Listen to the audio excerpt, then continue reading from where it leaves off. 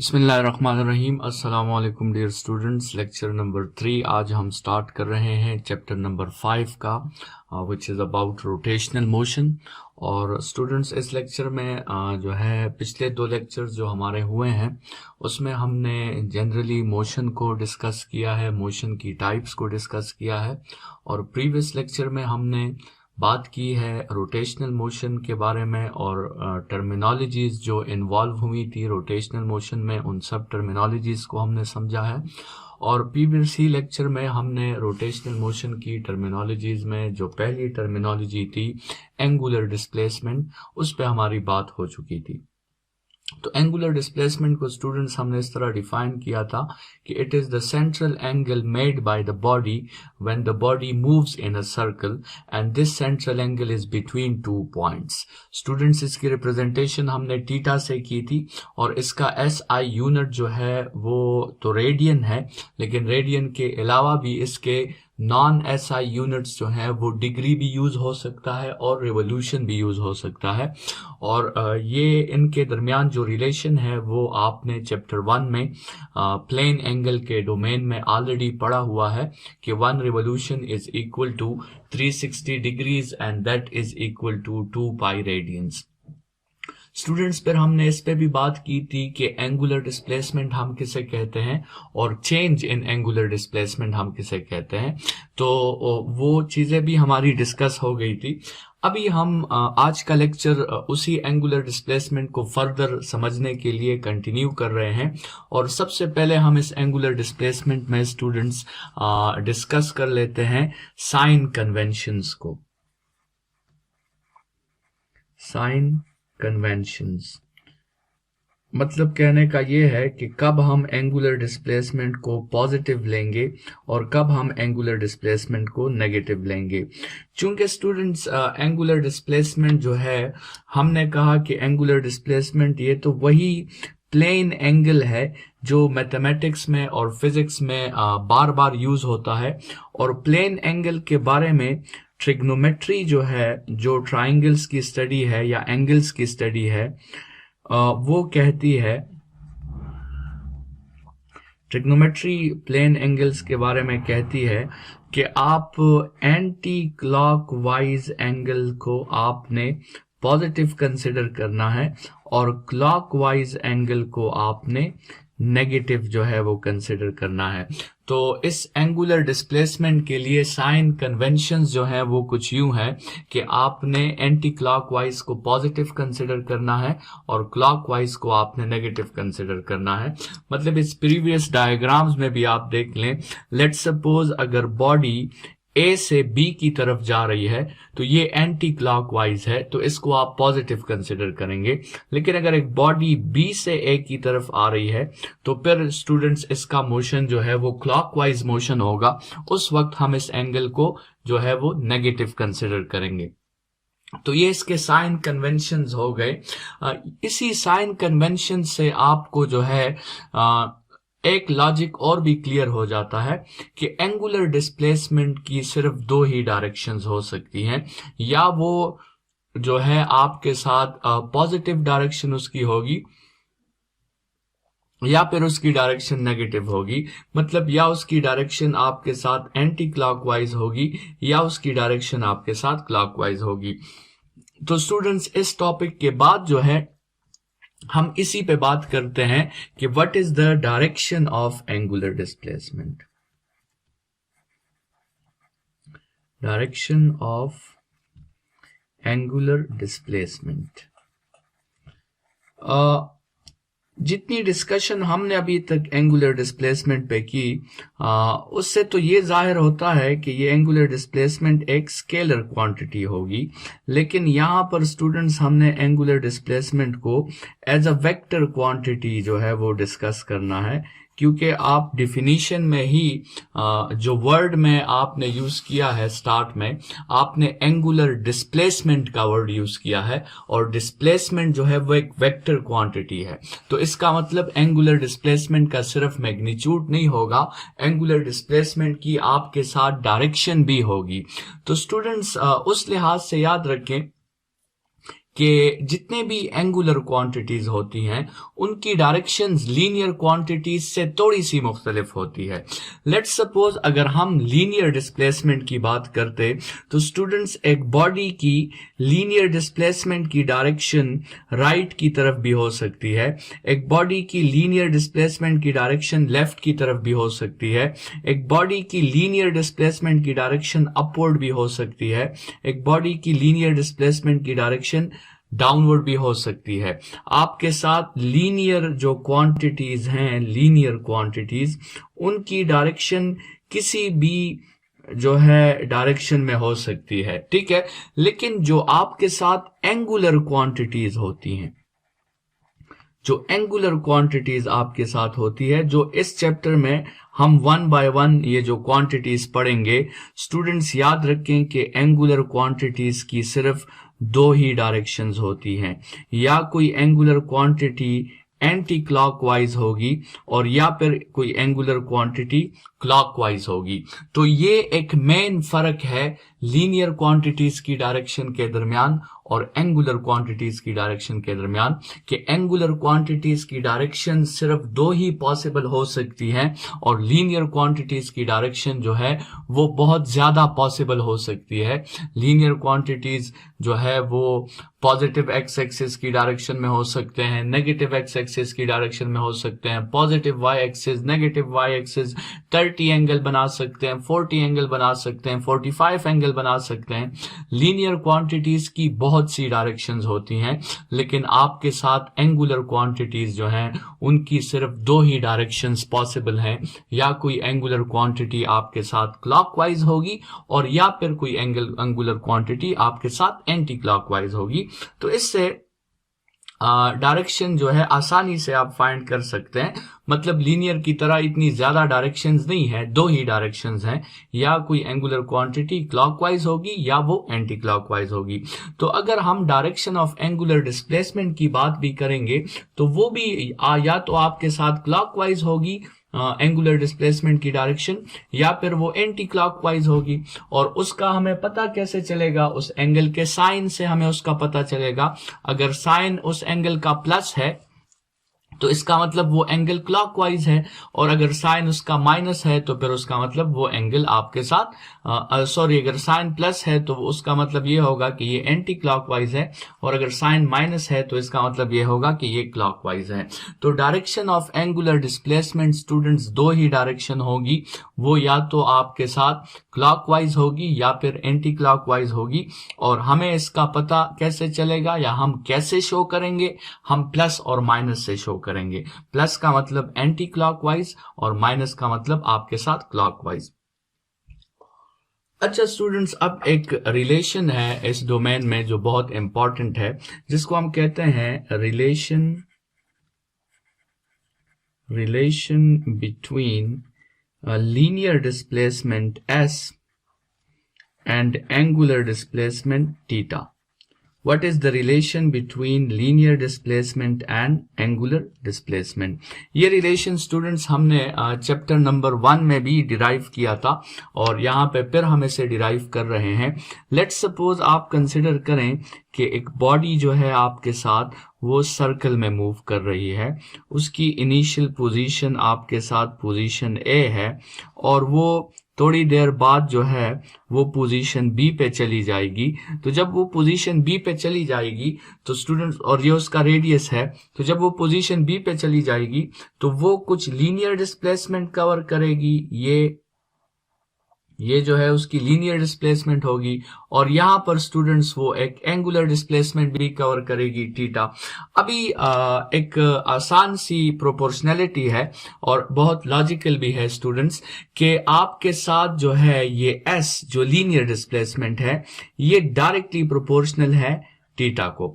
मतलब स्टूडेंट्स जितनी angular displacement ज्यादा होगी उतनी आपके साथ लीनियर डिस्प्लेसमेंट भी ज्यादा होगी, जितनी एंगुलर डिस्प्लेसमेंट ज्यादा होगी उतनी आपके साथ लीनियर डिस्प्लेसमेंट भी ज्यादा होगी।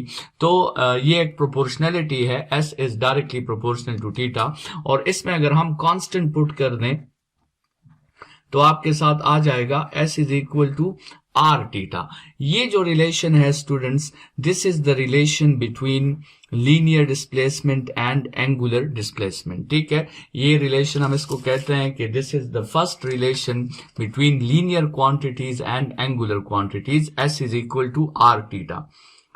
मतलब जब आप एंगुलर डिस्प्लेसमेंट को रेडियस के साथ मल्टीप्लाई कर देते हैं तो आपके साथ लीनियर डिस्प्लेसमेंट आ जाता है। लेकिन स्टूडेंट्स, इस रिलेशन को डिराइव करते वक्त एक एजम्पशन ली गई थी जो अब हमारे लिए इस रिलेशन को यूज करने के लिए कंडीशन बन गई है, और वो कंडीशन ये है कि theta must be measured in the SI unit, और जो कि है आपके साथ रेडियन। ठीक है, ये फॉर्मूला यूज करते वक्त हमेशा याद रखें एमसीक्यूज में भी और प्रॉब्लम्स में भी कि अगर आपने ये फॉर्मूला यूज करना है तो आपने थीटा को स्टूडेंट्स रेडियंस में ही मेजर करना है। अगर आपका गिवन थीटा जो है वो डिग्रीज में है तो आपने इस फॉर्मूला को यूज करने से पहले उस यूनिट को जो है डिग्रीज से रेडियंस में कन्वर्ट करना होगा, और आपको उसके फॉर्मूला का पता है कि 360 degrees is equal to 2 pi radians. Students, यही वो फॉर्मूला था जिससे हमने चैप्टर नंबर 1 में 1 रेडियन डिफाइन किया था।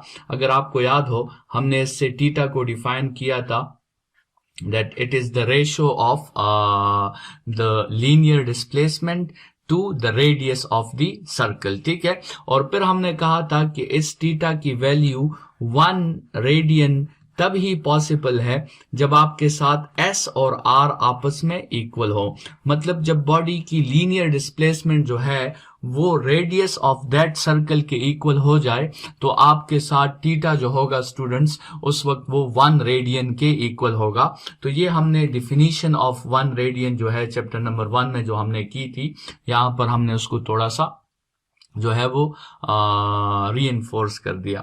अभी स्टूडेंट्स, इस फार्मूला के मुताबिक कुछ और डिस्कशन है, और वो जरा करते हैं। कुछ और डिस्कशन, बहुत जरूरी डिस्कशन है।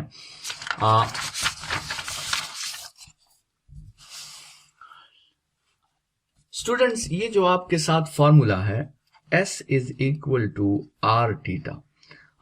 लेट्स सपोज स्टूडेंट्स, आप इस S को देखें, इस S को हमने नाम दिया है लीनियर डिस्प्लेसमेंट।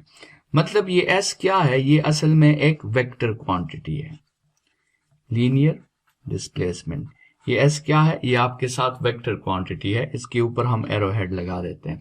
अच्छा स्टूडेंट्स, थीटा की बात करें तो थीटा को हमने क्या कहा? थीटा को हमने कहा एंगुलर डिस्प्लेसमेंट, एंगुलर डिस्प्लेसमेंट, और ये भी एक वेक्टर क्वांटिटी है। ठीक है, ये भी आपके साथ वेक्टर क्वांटिटी है। इसकी तो हमने डायरेक्शंस पे भी बात की कि इसकी 2 ही डायरेक्शंस पॉसिबल है, या क्लॉकवाइज या एंटी क्लॉकवाइज, तो ये भी एक वेक्टर क्वांटिटी है। और स्टूडेंट्स, ये तीसरे वेरिएबल आप देखें रेडियस, यहां पर भी रेडियस को हमने जो है वो भी हमने वेक्टर से शो किया है, तो इसको हम कह देते हैं रेडियस वेक्टर। स्टूडेंट्स, आप यहां पर जो है वो डिफरेंट रेडियाइज जो मैंने ड्रॉ किए हैं उसको मैंने उसकी डायरेक्शन भी दी है। यहां पे आप देख सकते हैं ये जो वेक्टर्स हैं रेडियस, मैंने इसकी डायरेक्शन भी यहाँ पे शो की है। मतलब मैंने रेडियस को भी एज अ वेक्टर शो किया है। तो ये आर भी आपके साथ एक वेक्टर है। स्टूडेंट्स, अभी अगर आप इस फॉर्मूला को देखें तो ये आपको ऐसा सेंस दे रहा है कि 2 वेक्टर्स मल्टीप्लाई हो रहे हैं, 2 वेक्टर्स आपस में मल्टीप्लाई हो रहे हैं, और रिजल्ट भी आपके साथ एक वेक्टर क्वांटिटी आ रही है। तो स्टूडेंट्स, इस सेंस से आपको बहुत आसानी से पता चल जाएगा कि ये जो फॉर्मूला आपके साथ है, तो क्या ऐसा नहीं है कि this is the result of a cross product, this is the result of a cross product. ये तो आपके साथ उसी चैप्टर 2 का वेक्टर प्रोडक्ट है जो आपने किया था कि आप 2 वेक्टर्स को मल्टीप्लाई करें और उसका रिजल्ट एक वेक्टर क्वांटिटी आ जाए, तो आप उसे क्रॉस प्रोडक्ट कहते हैं या आप उसे वेक्टर प्रोडक्ट कहते हैं। मतलब इसका ये है स्टूडेंट्स कि अगर हम चाहें तो हम इस फॉर्मूला को इस तरह लिख सकते हैं कि S is equal to theta cross R।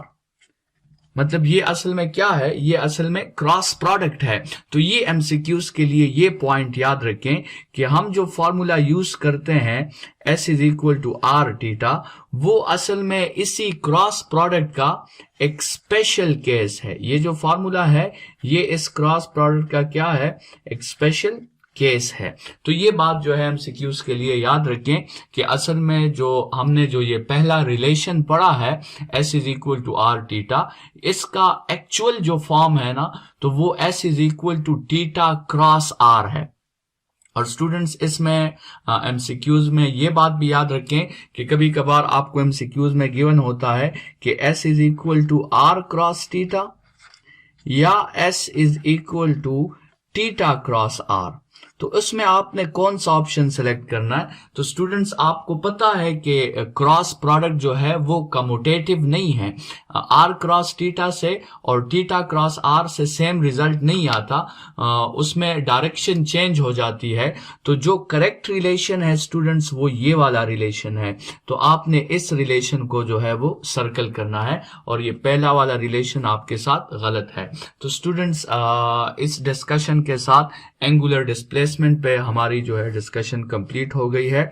Next जो रोटेशनल क्वांटिटी है जिसपे हमने डिस्कशन करनी है वो है आपके साथ एंगुलर वेलोसिटी। एंगुलर वेलोसिटी जिसको हम ओमेगा से शो करते हैं। तो स्टूडेंट्स आपको लीनियर वेलोसिटी याद है, आपने लीनियर वेलोसिटी कैसे डिफाइन की थी।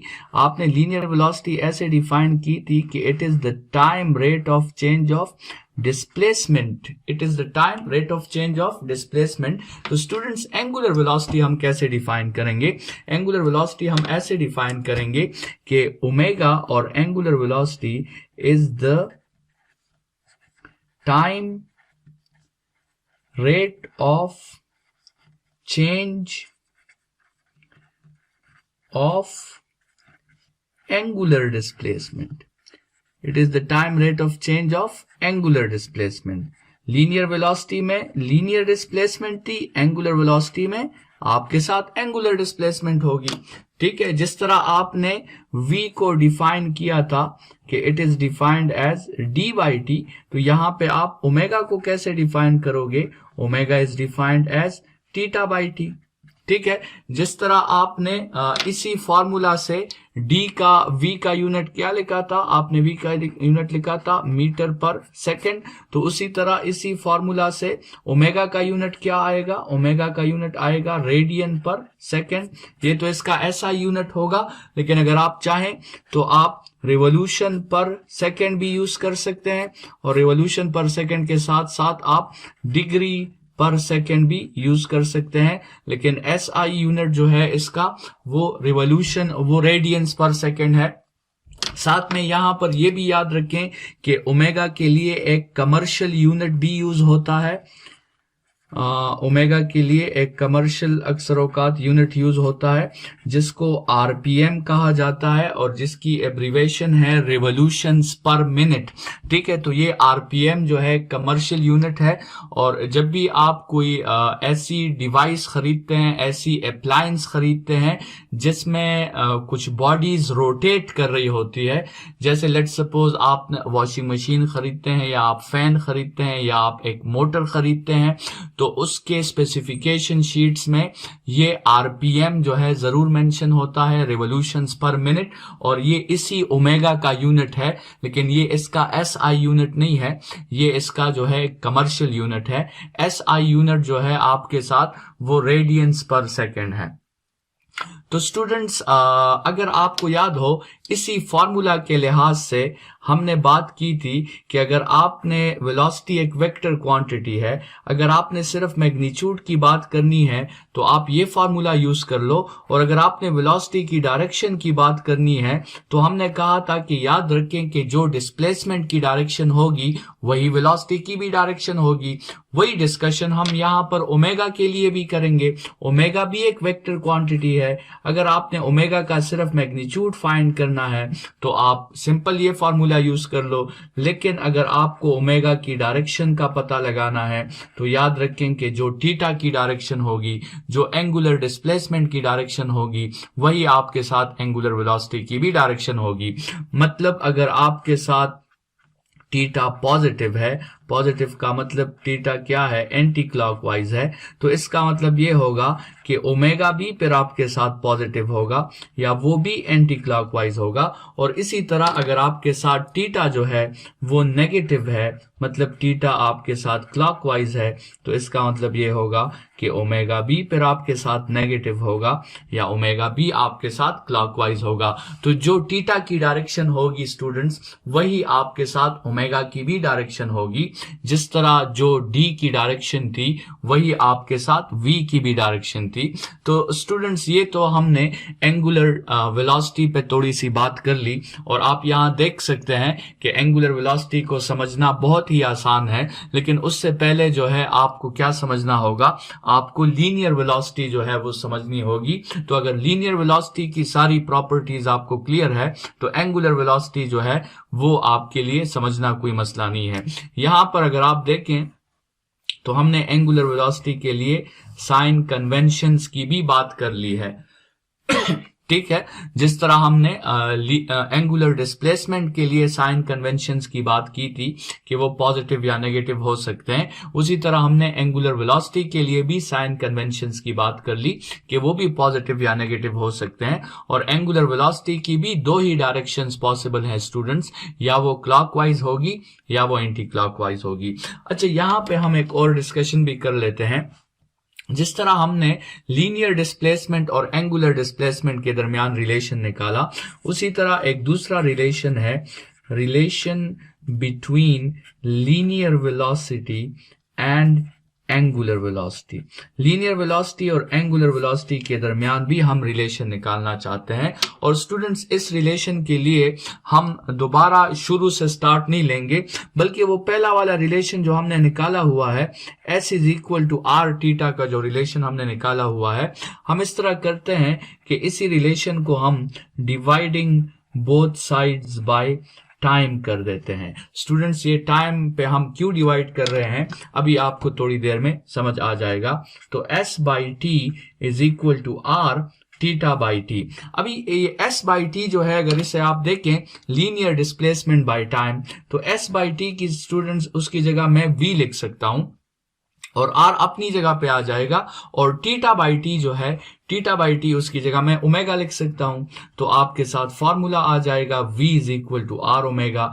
This is the second link between linear and angular quantities, and this link is about linear velocity and angular velocity. Students वही क्रॉस प्रोडक्ट वाली डिस्कशन यहाँ पे भी है। स्टूडेंट्स अगर आप V देख लें तो V भी एक वेक्टर क्वांटिटी है, अगर आप ओमेगा देख लें तो ओमेगा भी एक वेक्टर क्वांटिटी है, और अगर आप रेडियस देख लें तो रेडियस भी एक वेक्टर क्वांटिटी है। तो क्या ये रिलेशन आपको ऐसा नहीं लग रहा कि ये क्रॉस प्रोडक्ट के रिजल्ट से आया है? मतलब शायद हो सकता है कि ये जो है रिलेशन हमने एक स्पेशल केस लिखा हो, और एक्चुअली ये रिलेशन आपके साथ ऐसा हो कि V is equal to omega cross r. ठीक है, तो हाँ वाकई बिल्कुल इसी तरह है आपके साथ ये रिलेशन। एक्चुअल जो है वो इस तरह है कि V is equal to omega cross r, और ये जो हम रिलेशन पढ़ रहे हैं ये असल में इसी क्रॉस प्रोडक्ट का एक स्पेशल केस है।